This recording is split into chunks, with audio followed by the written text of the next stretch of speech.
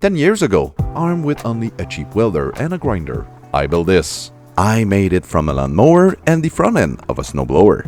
Yeah, it has bicycle cable clutch and up and down lever. And the chute rotation is driven by 2 Civic cam gears. Yeah, it's got it all. But don't get me wrong, this thing was a blast to drive and it worked really well. That's when it was running. Because most of the time it was falling apart, especially the tractor bit.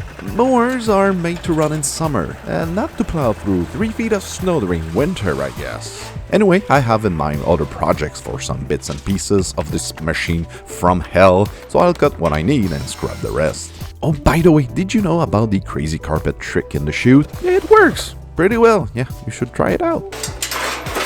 This time, apparently, it melted a plastic idler, jamming the driving belt. Yep, it was its last failure. For all the swears I use while working on this atrocity of a machine, I have a special treatment for its retirement.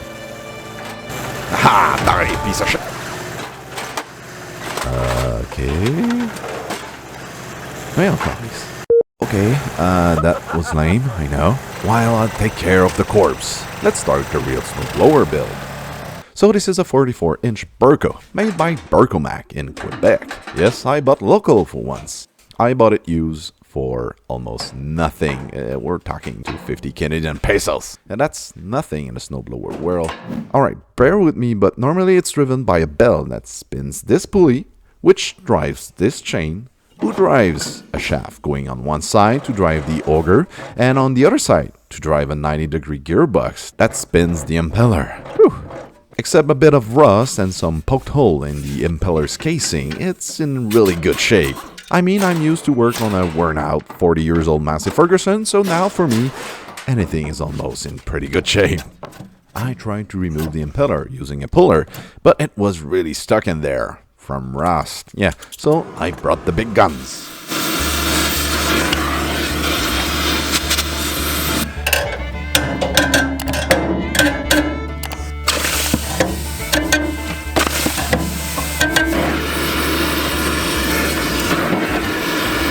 One eternity later. Yeah, seriously, it took me more than an hour to take it off. Woo! Success!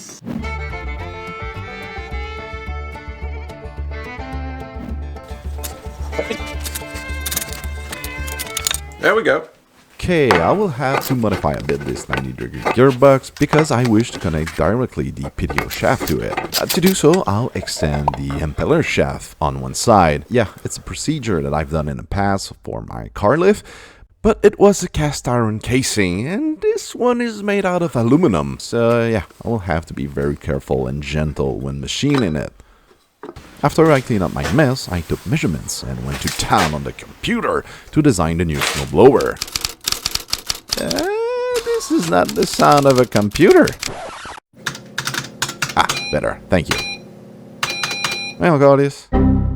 Okay, as you all seen on the thumbnail, I decided to go with a snowblower on my front loader. Yeah, for a couple of reasons. Number one, I'm getting older. Yeah, blowing snow backwards, it's a pain. Plus, I've got an old neck injury who likes to say hello from time to time when I'm backing up the little Massey. So forward is better for me. Also, my stupid little tractor has a PTO shaft that stops every time I apply the clutch because it's coupled with the transmission. So for those of you who had the joy of using a snowblower in the past, knows that sometimes you have to stay still and let the snowblower chew through a big pile of snow. So think about it, if I was to put the snowblower at the rear on the 3-point and use the existing PTO shaft in front of a big snow pile, I will have to stop, disengage the gear, let the snowblower do its thing, move backwards half a foot and start that procedure all over again. So yeah, doesn't make sense for me.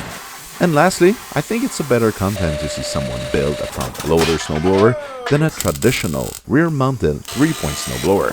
So front it is.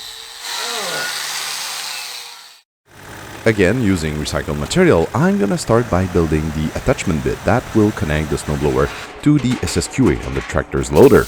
I'm using plates that are only 1/16 of an inch thick, Yeah, it's on the thin side of things for me, especially knowing that even though it doesn't look like it, my little Massey can push hard. But it's the only material I got on hand, and maybe by adding enough bracing, it's gonna be strong enough. Guess time will tell. During design, I forgot about the auger chain tensioner slot that I needed to cut manually.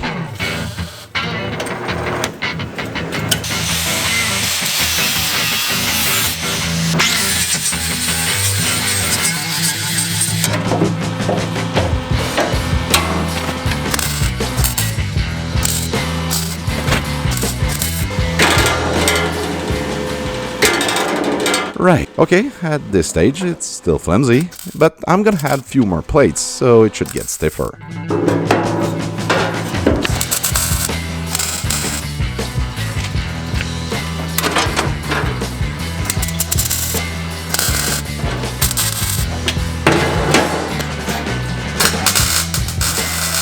Time to check the overall width. Close enough. Shop tip number 77. When you need to mark multiple plates at the same distance, use a shim as thick as the marking distance.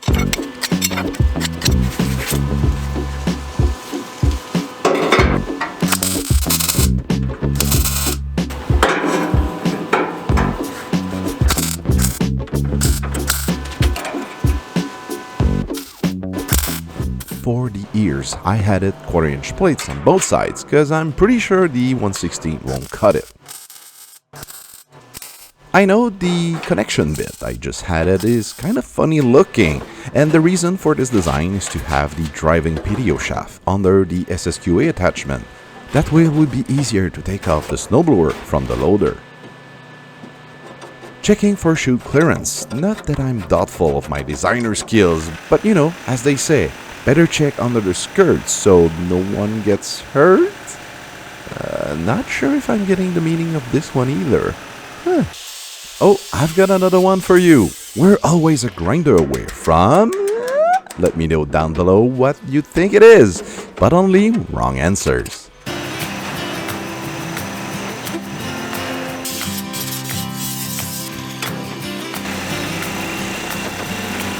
After successfully refitting the bottom plates with my loader's quick attach, it was now time to fully weld this section.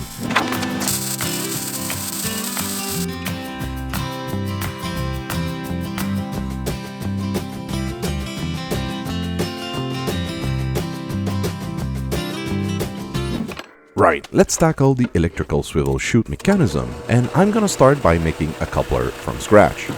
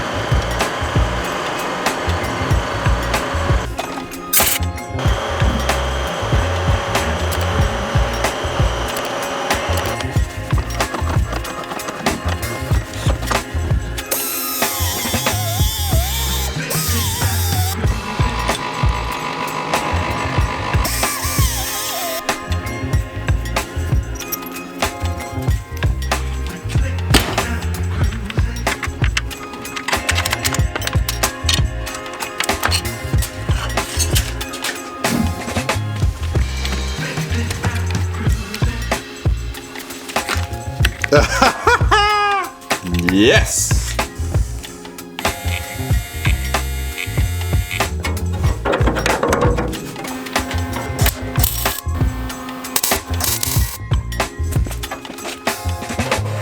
Ooh, that's smooth!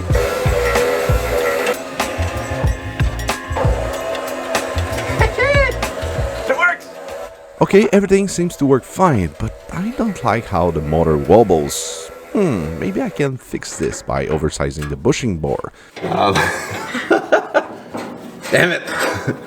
So apparently I can't take it off because of this welding plate, but it's easily fixable.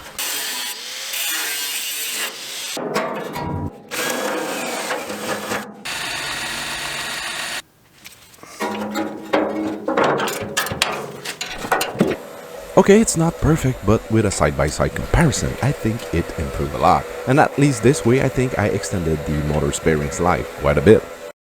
Next, this snowblower is not wide enough, so I need to fix this. Yes, I could go the foolproof way and enlarge the entire thing. We're talking front bucket, driving shaft, and the auger.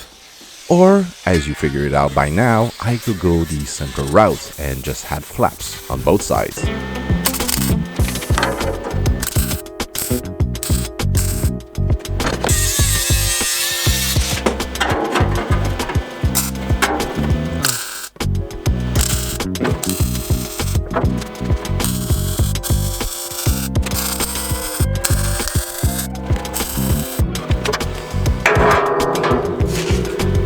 Last little detail, I'm gonna put bigger skid shoes. The blower by itself is now heavier with all the stuff I added on it, but also because I'm planning on running the loader on float mode. In short, float mode is like disengaging any power from the hydraulic cylinders, and with that the entire loader's weight will rest or float on these skid shoes. So bigger skid shoes should help the snowblower not to dig into my driveway.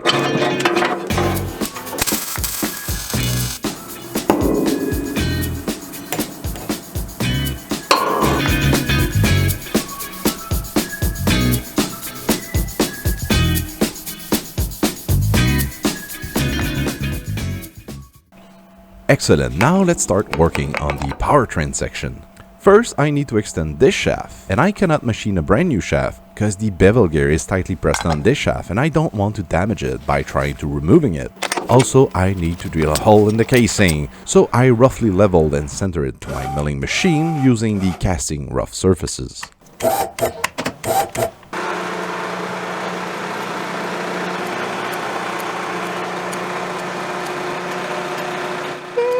Yeah, close enough. Then I drill a hole that gave me access to the shaft's pilot hole, and that's gonna be my precise reference to get everything perfectly aligned.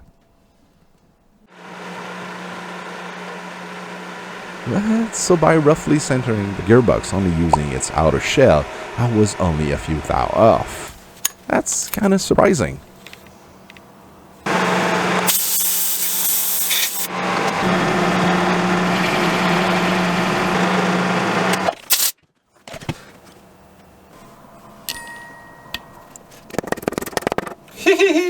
Nice.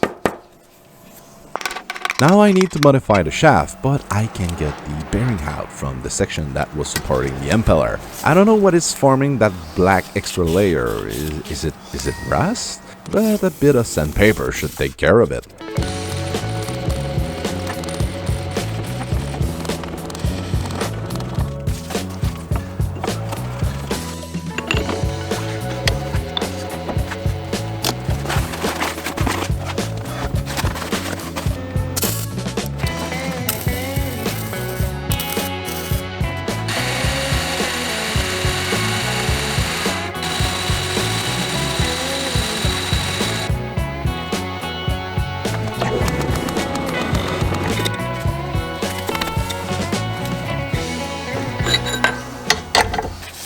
So there you have it, an extended shaft.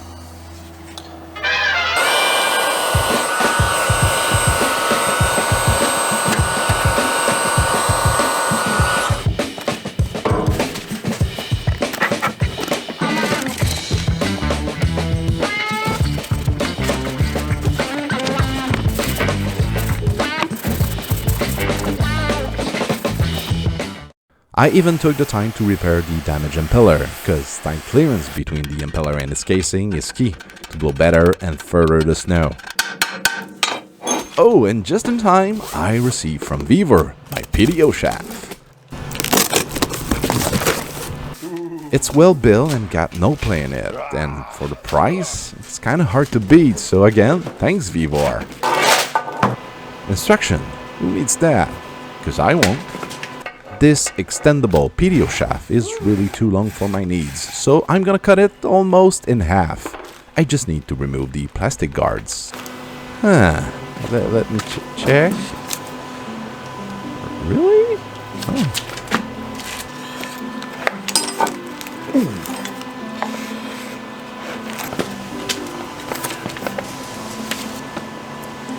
Oh, yeah, now got it. Ain't you motherfucker? About neck. One long, angry line later. Jokes aside, the guards are really well secure, which I think on the long run it's a good thing, even though they are really hard to remove. So that's one. Now for number 2. Oh! Yay! On one side, the PTO shaft has an 1 3/8 bore, and on the other side is standard 6 splines 1 3/8.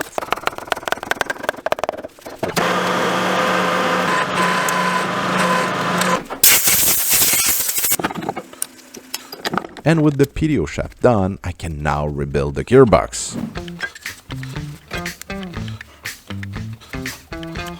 I reassembled all the bearings with all the seals and added 80W 90 gear oil. That's the good stuff.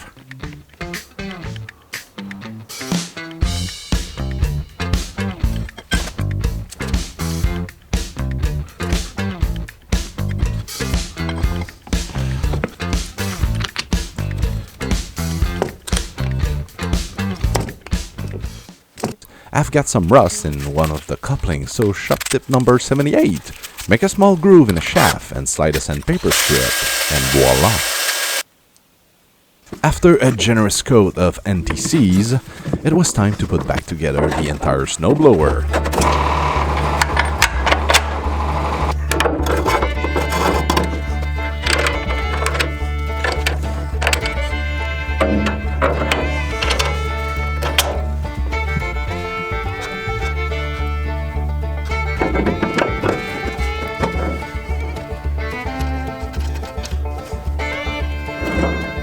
I was worried that the gap between the impeller and its casing will be like throwing an hot dog in a hallway, but nope, it's pretty damn good.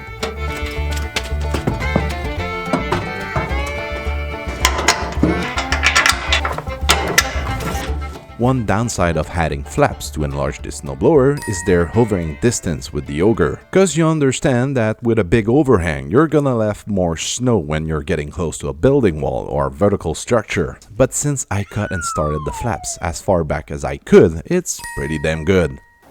While being at it, why not change the auger chain?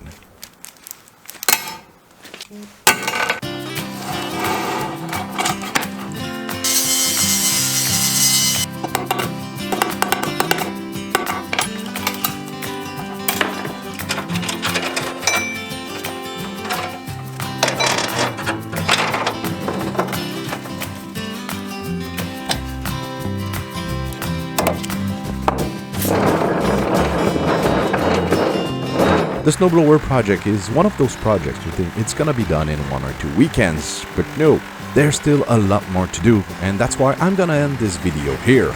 So the snowblower bit is done, and on the next episode, I'll work on getting power to this thing, and I'll start off by bringing back to life this 40 years old electric clutch. Yep, this little Massey Ferguson came with an optional front-mounted crankshaft-driven electric clutch, and I'm planning on using it to power the snowblower. And of course, it's not spinning in the right direction, so stick around and subscribe to see part 2.